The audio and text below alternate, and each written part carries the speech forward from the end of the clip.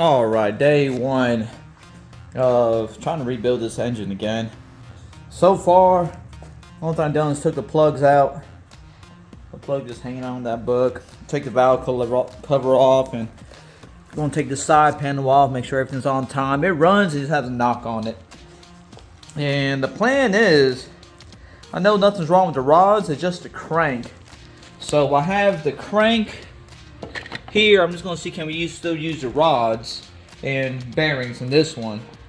But if no one familiar with this type of build, or go by, let's see here. I'll grab the junk crank. I'm going to be just tossing it around and such. Alright. Oh yeah, special guest, Jasper. Hopefully he's going to be a future builder as well. What's up, boy? Say hey. Hey. Hey. Hey. Hey. Hey. Alright, so, what's wrong? You okay? Alright, you can tell by the bearings you will need will be right here. You can kind of see it. A, B, B, B, A, triple B's. And then you have to go by your crank as well. It's going to be, you can kind of tell it's B, B, B, B, B, all B's.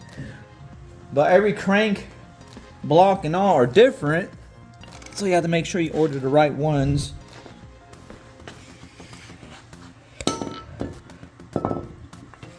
Now the crank we're going to use, it's BBABA. And here in a little bit I'm going to write down the chart or just screenshot it, post it up there to know how you go about ordering the right bearings and spec it out. If you have a caliber, well, you're going to need a caliber just to make sure you get the right ones. So y'all stay tuned. We're going to try and break this down. Alright, just a couple minutes in. All that done, just took that off, and a lot of people say that's pretty hard to take that off, but the only thing is take this bearing off. Once you take this, well, take your clutch basket, take all the clutches out, be careful with little springs and everything, they go in a certain way, of course. Then once you get that off, you take this main nut off, this one, take that off, and then you worry about taking these two off. Once those two come off, the whole clutch basket will come out. And be careful with your gear right here. This will come out, and you got a washer right here. That goes to your oil pump. So if you miss that, you're pretty much messed up there. Oil pump to your water pump. Yeah.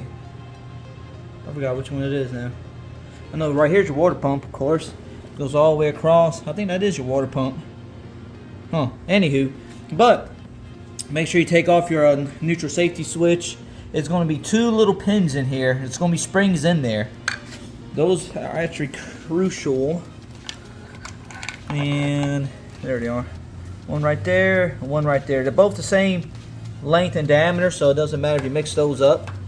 But the springs are different lengths. I don't think I'm going to be able to take the springs out. Well, I don't feel like taking the springs out.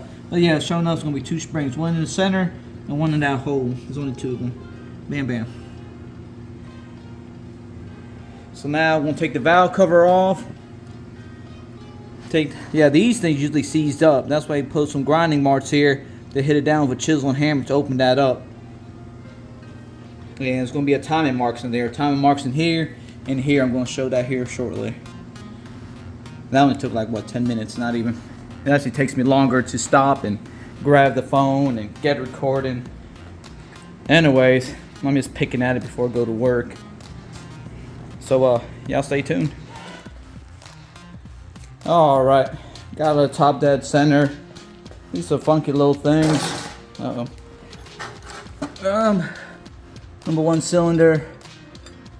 Just find you something that fits up in there. But yeah, that's number one, top dead center. But what you're really concentrating on is the mark. There's a little gash right there. See that little gash with the threads? They're supposed to line up with that line on that back part. See, there we go, like that. And then you notice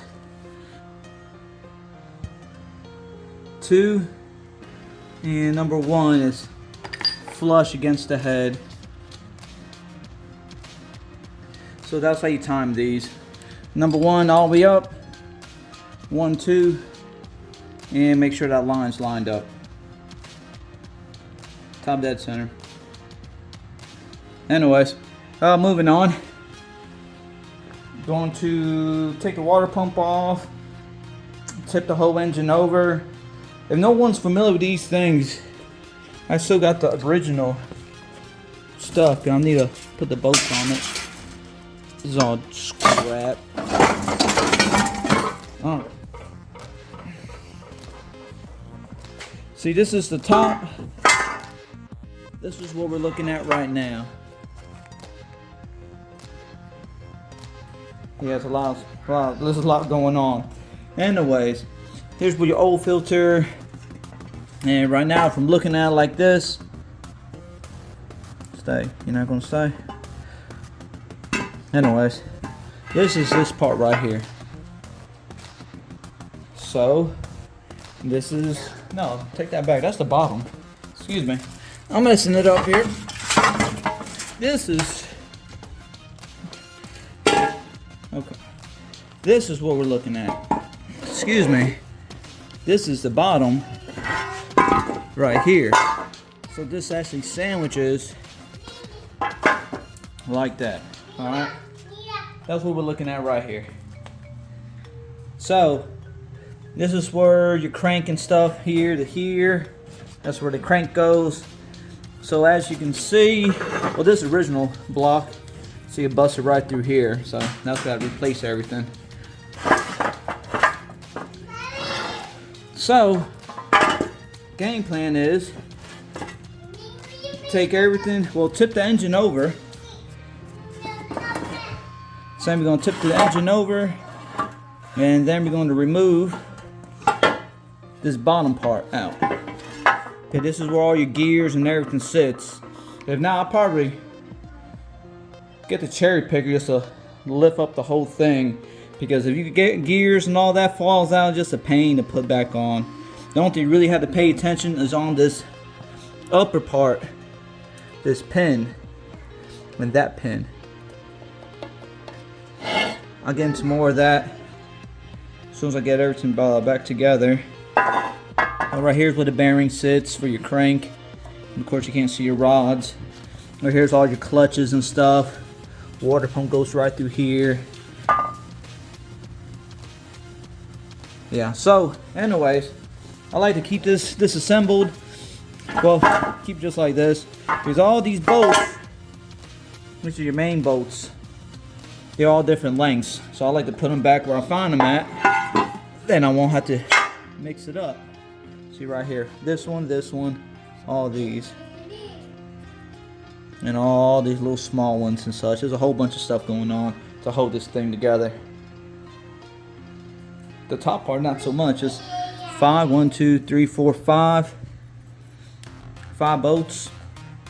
Maybe 6, 7. Yeah, that one goes all the way through. 7 bolts. 7 bolts from the top. And once you flip it upside down, I'd remove the oil pan. Right here's the oil pan.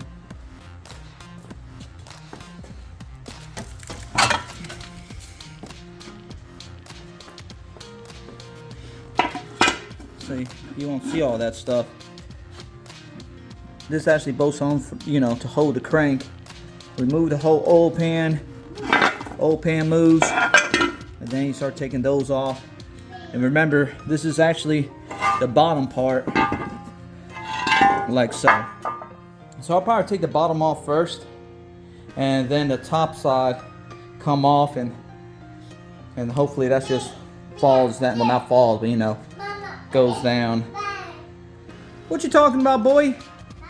Mama. Okay. All right, so y'all hang tight. We're almost through with this. All right. Got the old pan off. Like I said, I use the old stuff just to put my bolts at, and just, you know, so much longer than the other. Took off the pickup tube, the oil filter, the internal one, you know, the pickup tube.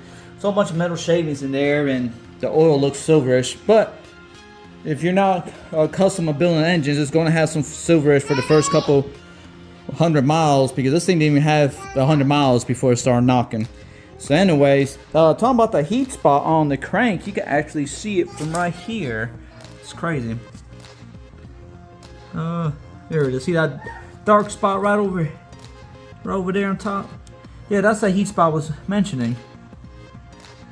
And see how the other ones, let's see here. The other side doesn't really have any heat spots or anything. Just that one spot. Yeah, so that's where our knocking's coming from, right there. So, well, usually, I want to point this out. Usually I have a balance shaft right here. But the customer bought this bike from someone else. You could take these off just for weight reduction. It really doesn't even do anything, honestly, but weight reduction. It looks like a whole nother little baby miniature crank. But what I was thinking, that the previous owner of this, not the most recent, but the one before the guy, he done the delete. But is a hole on here. I'll point it out here in a little bit. But there's a hole on there. Well, if you don't plug it up, it's gonna be like an internal oil leak. So he was starving the engine for oil. So that's why this happened.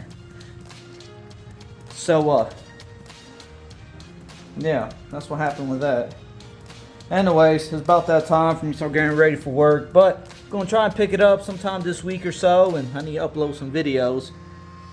And I'm going to show y'all how to measure the clearance between the cam and crank, and which bearings you need to get and such. Anyways, y'all stay tuned, and this is only maybe an hour or so of work, but we still have a lot ahead of us though. But let's just recap. The only thing I really took apart was just the oil pan. This is the one that came off the engine. That's the scrap one. Your stator cover. Took the stator cover off. Right there's the stator. So I took the stator, the water pump, the starter, your clutch basket, the clutches, your starter cover and such, valve cover, and clutch fork cover, all that good stuff that goes right up in here. So yeah, y'all stay tuned, and hopefully we get this busa going here shortly.